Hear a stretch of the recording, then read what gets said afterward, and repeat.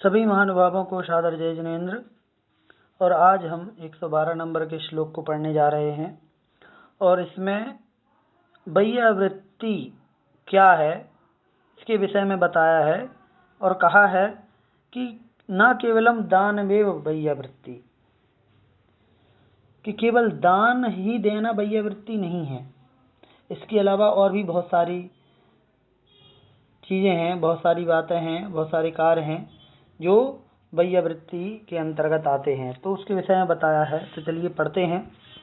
कहते हैं व्यापत्ति व्यपनोदः, व्यापत्ति व्यपनोदः पदयोः संवाहनं च गुणरागात्, संवाहनं च गुणरागात् वैयावृत्त्यं यावा, वैयावृत्तं यावा नुपग्रहोऽन्योऽपि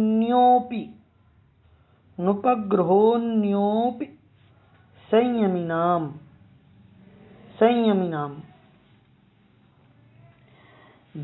पूरा पढ़ते हैं इसको एक बार।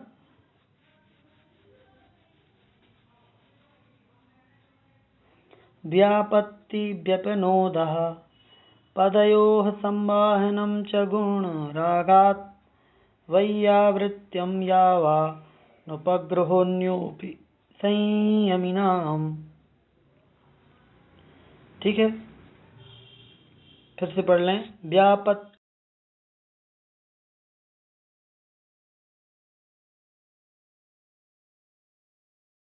नुपग्रहोऽन्योऽपि संयमिनाम्। ठीक है, क्या है? कहते हैं कि व्यापत्ति व्यपनोदः, अर्थात उनकी आपत्तियों को दूर करना, उनकी समस्याओं को, उनकी परेशानी को दूर करना। कैसे? पदयोः संवाहनम, नहीं कैसे नहीं, ये अलग है। उनकी किसी भी परेशानी को दूर करना।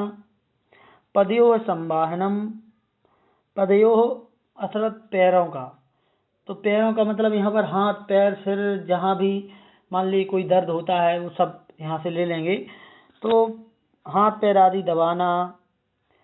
गुण रागात, कैसे? गुण के राग से, उनके जो गुण हैं, जो संयमी व्यक्ति हैं उनके गुण हैं, उनके गुणों के प्रेम से, ना कि किसी अपेक्षा से, किसी स्वार्थ के कारण से नहीं।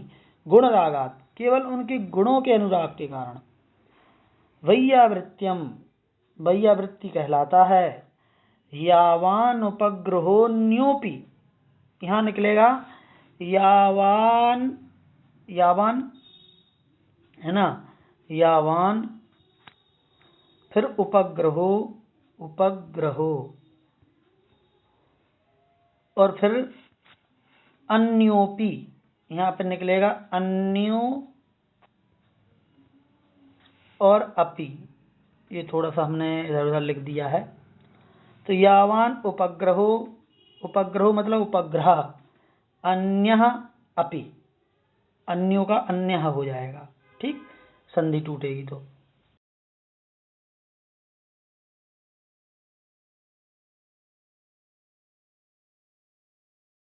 जो कुछ और भी किसी प्रकार का उपग्रह मतलब उपकार कहलाता है एक्चुअली में, लेकिन यहाँ पर सेवा ले लेंगे, सेवा। ठीक है, तो जो भी अन्य प्रकार की भी यदि कोई सेवा है किसी की, संयमी नाम, संयमी जनों की, वो सब क्या है? वैयावृत्त्यम, वैयावृत्ति कहलाता है। इसको व्यवस्थित तरीके से थोड़ा सा एक बार समझ लेंगे कि गुण के राग से संयमी जनों की, संयमी मतलब देशव्रती और सकल व्रती है ना, महाव्रती दोनों आ जाएंगे। ऐसे संयमी जनों की व्यापत्ति व्यपनोदः, उनकी परेशानी को, उनकी आपत्तियों को दूर करना। पदयोः संवाहनम, उनके हाथ पैर इत्यादि को दबाना, सेवा शुश्रूषा करना। इसके अलावा यावान अन्य अपि उपग्रह, इसके अलावा अन्य भी जो भी उपग्रह, जो उपकार हैं, वह सभी संयमी जनों के वैयावृत्ति कहलाता है। वह सभी क्या कहलाता है? वैयावृत्ति कहलाता है। चलिए नीचे और देख लेते हैं, कुछ विशेष लिखा है और अच्छे समझाया गया है। कहते हैं, ये तो श्लोक का अर्थ लिखा हुआ है कि क्या है। यहाँ पे विशेषार्थ में कहते हैं कि मुनियों की योग 6 अंतरंग तपों में एक वैयावृत्ति नाम का तप है। ठीक है,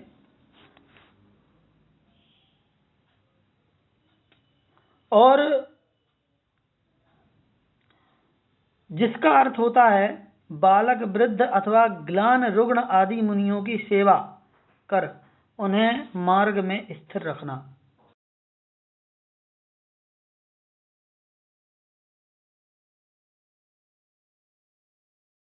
सहानुभूति पूर्ण प्रवृत्ति से, है ना।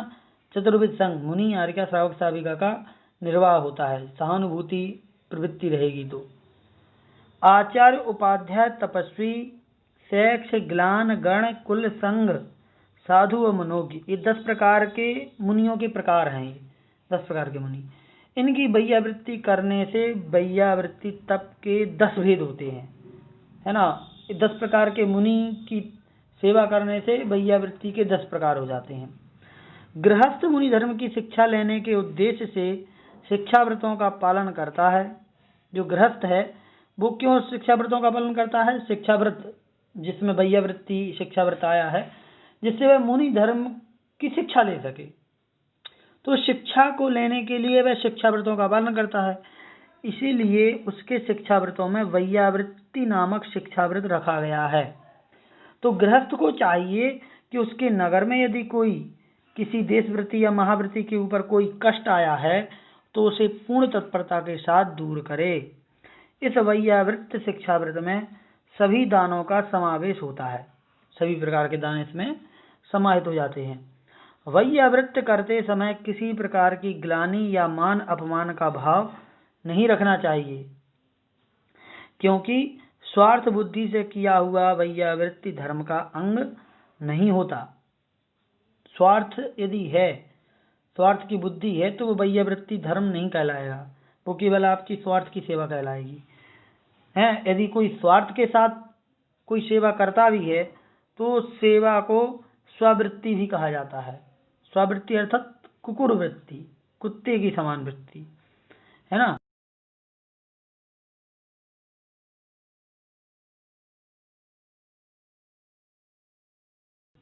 की जाती है तब स्ववृत्ति कुकुरवृत्ति कहलाती है, और जब निस्वार्थ भाव से की जाती है तो परम धर्म कहलाती है और कर्म निर्जरा का कारण मानी जाती है।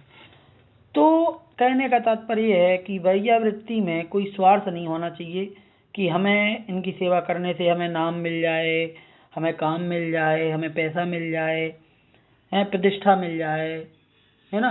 अरे हम इनकी सेवा करेंगे तो ये प्रवचनों के बीच में हमारा नाम लेंगे, हमारा नाम पुकारेंगे, जिससे हमें सारे लोग जानेंगे कि अरे ये तो बहुत बड़े भक्त हैं, अब महाराज इनको पहचानते हैं। तो इस प्रकार की जो भावना को लेकर के भी यदि कोई वैयावृत्ति करता है, क्या ये वैयावृत्ति करेंगे तो महाराज जी हमें पहचानने लगेंगे, है ना, फिर वो हमारे यहाँ आहार भी कर सकते हैं, फिर हमें बार बार उनके पास जाने का मौका मिलेगा, उनके जब वो मंच पर होंगे तो उनके पास मंच पर जाने का मौका मिलेगा।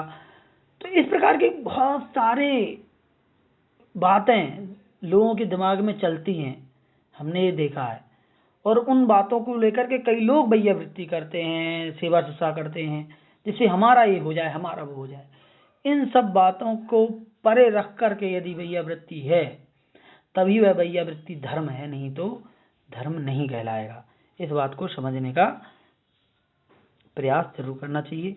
चलिए आज की कक्षा को यहीं पे समाप्त करते हैं। जय जिनेंद्र।